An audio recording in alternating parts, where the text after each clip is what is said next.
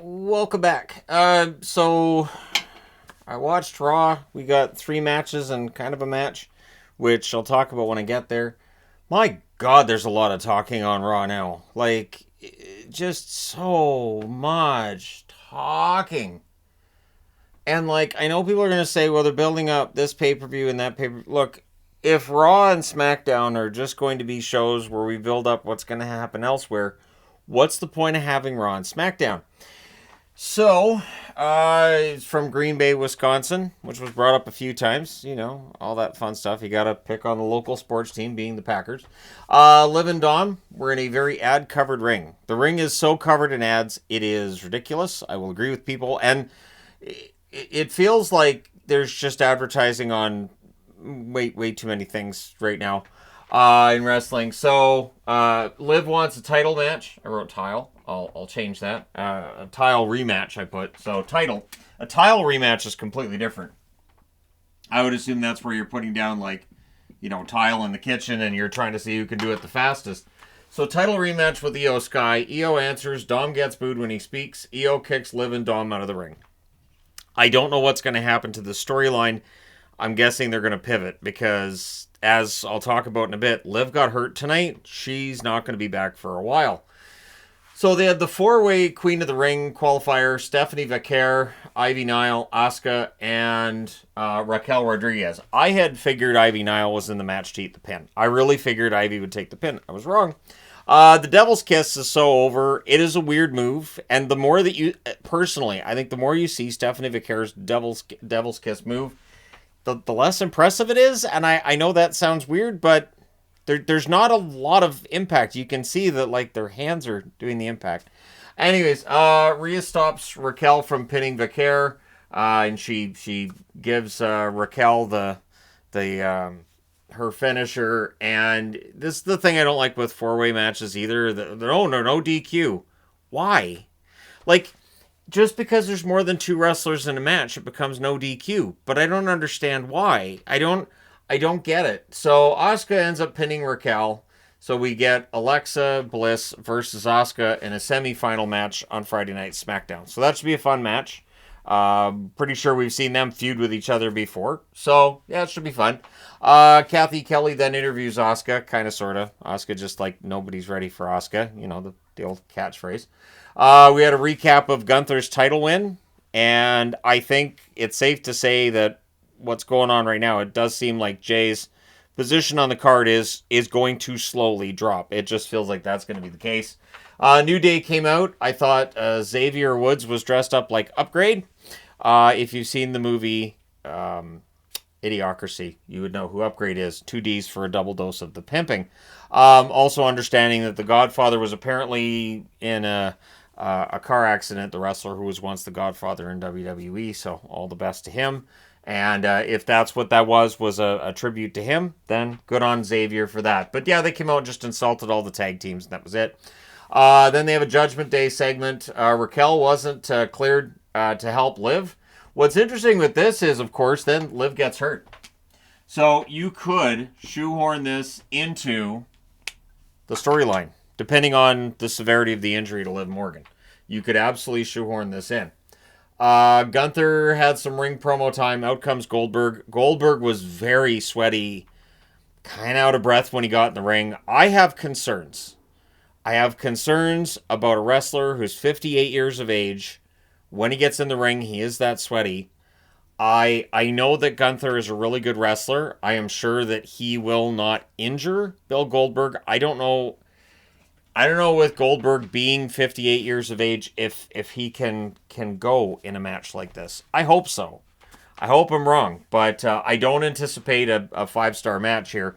So that's on Saturday night's main event in 3 weeks from Atlanta. So that's why Goldberg's getting the match, and this may very well be that final match. He just said you're next. He didn't say you're last. So, yeah, we're going to get Gunther wrestling Bill Goldberg, and here's to hoping we end up with a good match out of that. JD McDonough versus AJ Styles. A Styles Clash wins it. And I mean, JD's a good wrestler. He absolutely is. I know that he's kind of at the bottom of the card and he does eat the pin often, but he had a good match here. And then Dom jumps AJ Styles after. AJ fights him off, takes off with the belt, while Judgment Day's watching him. I don't know how much longer Judgment Day's got left to go. I think the group has run its course. I think they need a new faction on the show. And I don't mean like, I understand that Seth Rollins just formed a faction, but something like a Judgment Day kind of feel, and Seth's group feels different. It kind of has a Horseman feel to it, to be honest, and I'll talk about how this show ends. So then there was Sheamus backstage with Natty, Maxine, and Tozawa, and they asked Sheamus to go out and beat up Rusev for them. Kathy Kelly interviews Penta. Then Bayley's in the ring for a promo, and that's where I wrote so much talking. Like, there just wasn't a lot of wrestling on a 3-hour show. This was a lot of, I don't like him. Well, I don't like you either. Yeah, well, I really don't like you. Well, I really don't like you. How dare you, sir? So, yeah, Bayley calls out Becky, and they're going to have a fight next week, so nobody threw a punch. They had Jey Uso backstage. Good for him. Kairi Sane versus Liv Morgan, and then before the match got started. And I understand that for people who saw commercials, some of the stuff I'm describing probably happened during a commercial break. AJ gets told he gets an Intercontinental title match at Night of Champions, and then Bayley versus Becky is the Intercontinental title match next week. Why weren't they both made for Night of Champions? Because Lyra Valkyria is going to get involved. Lyra, the speculation, Lyra's going to turn heel. Yeah, I think that's where they're going with it. I don't know. I don't know if that's going to work either. I think it's easier to get the crowd to boo Lyra than to cheer her, though. I definitely think that's the case. So then Liv hurts her elbow very early on. At least it looked like her elbow against Kairi Sane. And I put here she might be out for a while. And then Michael Cole and Corey Graves, who were really trying to find some way around this. This was clearly not a work. This was definitely something that happened. And so they mentioned that Liv dislocated her shoulder. So I'm guessing the program between her and Io Sky is going to get put on the shelf for now. I don't know if you put Raquel into that then. Maybe you put Raquel into that program in her place, and then Liv comes back and gets mad at Raquel. Maybe you pivot and put Roxanne into that position. Maybe Lyra gets a shot. I don't know. Clearly, Liv was going to get a rematch, and now she's going to be out for a while. Sammy's backstage, so Karrion Kross comes in and chats him up. Karrion Kross, the best promo guy I think they have right now. He is just straight fire every time he talks. And they're never going to put him on TV. They're never going to put him over. He wrestles in main event. He doesn't wrestle on Raw. He doesn't wrestle on SmackDown. I don't understand because Karrion Kross is so over right now. Like, the crowd sees him on the big screen. Everybody cheers. They're shooting themselves in the foot. One thing that I've noticed with the wrestling now is, so we've got a guy who's over, but WWE didn't put him over, and he's got an expiring contract, so we're not going to push him. We have a show that's almost all talking, not a lot of wrestling. It does feel like Vince is back in charge. And I know he's not, but I can't shake this feeling when I'm watching these shows now and going, this is why I lost interest in WWE back in 2018, 2019. The funny thing is now people talk about, in your videos, you always talk down about AEW. All right, turned off the air conditioner. But everybody used to complain that I talked up AEW and talked down WWE, and now people complain I've gone the other way, but I don't know. There's not a whole lot holding me with WWE right now either. So I'm trying. I was like, I'm gonna try tonight because there's no hockey on. I'm gonna try this. This is why I'm talking about Love Island. So we had Jey Uso versus Sheamus versus Russo versus Bronson Reed. This, of course, is King of the Ring. The camera work was crap. It was terrible. Rusev drives Reed into the barricade, and it's not shown on camera. There wasn't a replay either, so chef's kiss on that one. So it goes on for a while, and around the 20-minute mark, Braun Breaker shows up, so does Sammy. Braun throws Sammy over the table. Penta comes in, and it's a schmoz, right? So Jay ends up pinning Reed after LA Knight throws Bronson Reed off the top rope. So everybody's cheating to help everybody tonight. The good guys keep cheating so the good guys can win because that's how it works. Vince, it feels like Vince. Even all the reports about Triple H being mad that, the fans are getting their way. So Vince, right? It just, that's a Vince thing. So Seth comes out after the match, and then Cody came out. And I might be reading too much into this. So The Rock said the plan was to eventually turn Cody. Cody's fighting Jay in the semifinal next Monday. Could they turn Cody and have him join Seth? Because they just held on that in the ring bit, and Cody kept looking off to his left, and I thought, that's the kind of body language a guy has before he turns. So I'm probably reading way too much into it. Maybe it's because not much of anything happened on this entire show. It was almost 3 hours. Not 3 hours. Because A, I didn't have the commercial breaks, and B, I think the Kairi Sane Liv Morgan match. Kairi didn't look happy either. Like, Kairi was kind of frustrated that she went out there to have a match. I think Kairi was going to lose. I did kind of laugh when Michael Cole was like, oh, Kairi's been on a bit of a roll lately, and I thought, she's won one match. And I think that was the first match she'd won in singles competition on Raw in a long time.